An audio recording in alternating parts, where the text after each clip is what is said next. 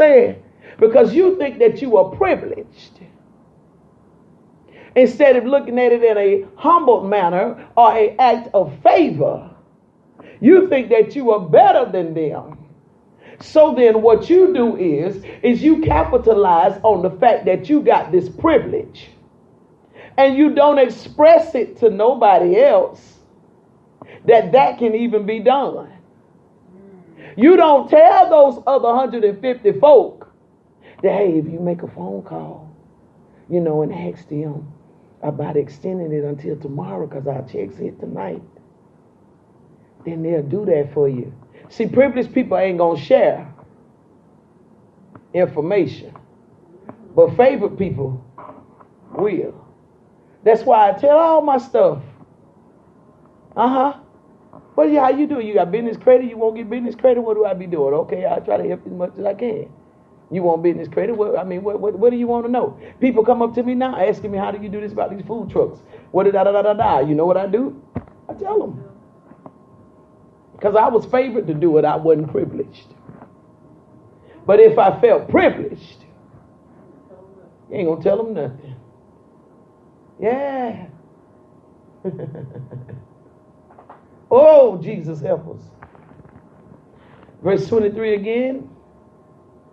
And those members of the body which we think to be less honorable, upon these we bestow more abundant honor. And our uncomely parts, or our unhonorable parts, have more abundant comeliness or necessity. Verse 24. For our comely or necessive parts have no need. But God has tempered the body. What'd he do? Tempered it how? Having given more abundant what? Honor. To that part which what? Uh-oh. So how do you feel now knowing that God thinks more about them than he do you with your privileged self?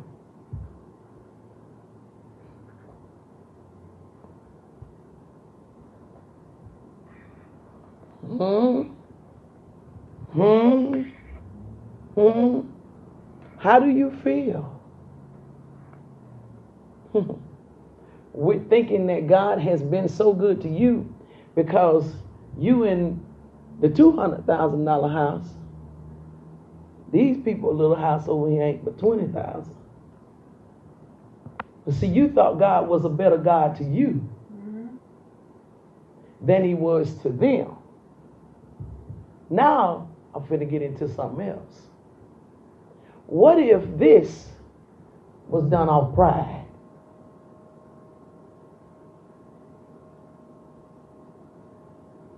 What if what you got was achieved off of pride? It was not achieved off of humility. Uh-oh.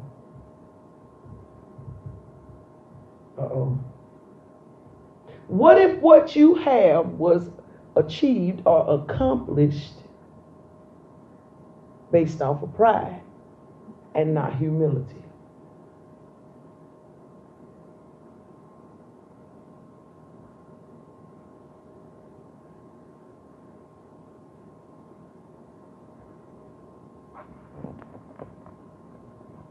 What honor do you give? What honor? That has been achieved or accomplished out of humility shows honor. How do you honor God with it? What do you do to honor God with it? Of that you have, that's right. That's what you're supposed to do. Honor the Lord with the first fruit of thine increase and of all thy substance. What do we do in showing honor to God for that we have? Many would be in elegant homes, and these over in not so elegant homes, and will be quick to holler, we thank God for this blessing. When really, in fact, it was not so much about the blessing, it was about the pride. It was about the image. The blessing is in those that ain't stressed.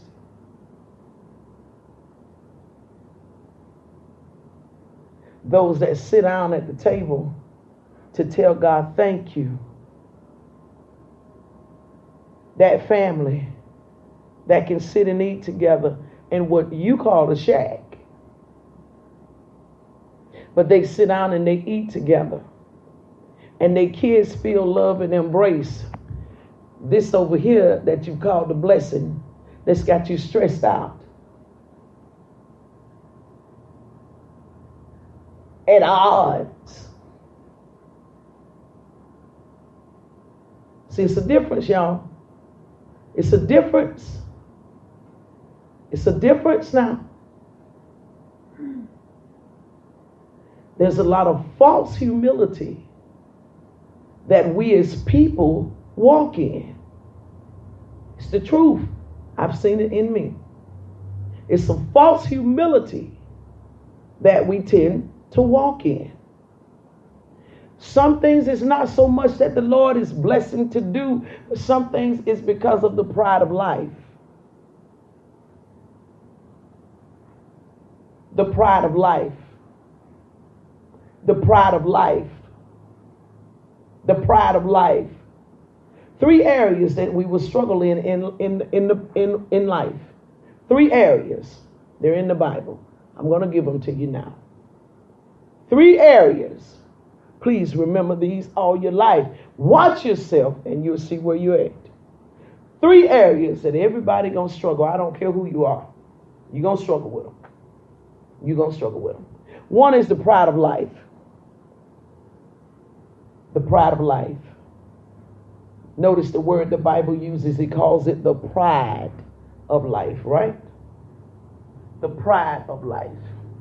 So I'm worrying about how people look at my life, right? I'm worried about how you look at my life.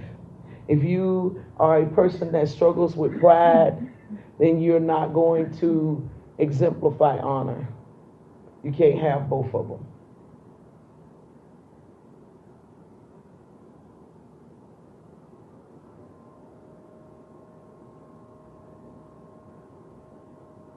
I'm going to give it to you so you see where it's at. 1 John 2 and 16 for those of you writing. That's 1 John 2 and 16 that I'm going to give you all these 3 places. 1 John 2 and 16. It says, in this world, there is going to be the pride of life. You care about how people look at your life. You want your life. See, let me tell y'all something. And I want y'all to hear me good. God has designed your life to win. God didn't design you to lose. So you ain't got to worry about trying to make your life nothing for other folk. When the whole purpose and plan of your life was success anyway. Why are you worried about how it looked for other people? When the purpose and the plan that God gave it was to win. He wanted you to win. If he didn't want you to win, Jesus Christ wouldn't have came to redeem us. So why would we struggle in the area of the pride of life? To struggle in the area of the pride of life means that I don't exemplify humility and I do not exemplify honor. Somewhere I'm not honoring like I should if I'm struggling in the pride of life. If I'm worried about how my life is going to look to you when God done already purposed my life to win, what difference does it make about how you look at it? The overall spectrum of it, he designed it to win. So I'm going to win. So what you see me run through a storm? That's just a part of my making. But guess what? I'm going to win. So it's the pride of life. Second area that there's going to be a struggle is the lust of the flesh. These are the 3 areas where there's going to be battles. Lust of the flesh. What is the lust of the flesh? That's when my desires are uncontrollable. Lust means to desire to have something that's really off limits. That's what lust is. If it's attached to lust, that means it was off limits. So it's the lust of the flesh. So that means that I'm going to want things that is off limits to my flesh. I'm a diabetic, but I'm eating all kinds of cakes and all kinds of starches and all. What is that? The lust of my. Because I'm desiring something that's forbidden for me to have. So it is the lust of the flesh. So you got the pride of life. I'm worried about how y'all look at how I live. Lust of my flesh. I can't deny myself nothing. I want what I'm not supposed to have. And then the third one is the lust of the what? There go them eyes again, ain't it? There go them eyes again. There go them eyes again, y'all. My view, my vision, and my perception, right? So then I'm going to have lust, which means that I'm going to want some things that should not be in my view, should not be a part of my perception, and should not be part of my vision. Tie it back to the scripture. The ear was worried more about the hand. See? Perception was off, view was off, and vision was off.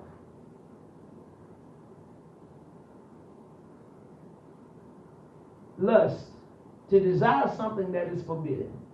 That's what lust is. 3 areas you're going to wrestle with in life. Every one of us. When I want something, stop myself and I say, Delphine, look at him. Now, which one of them areas got you right here? Now, let's say you flesh, honey. It's out of control. Look at it. Trying to make you get something you don't need.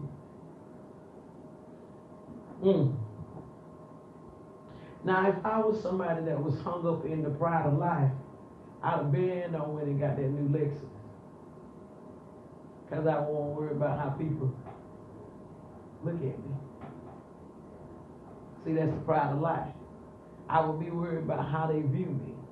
I want them to see me as something. I want them to view me as somebody.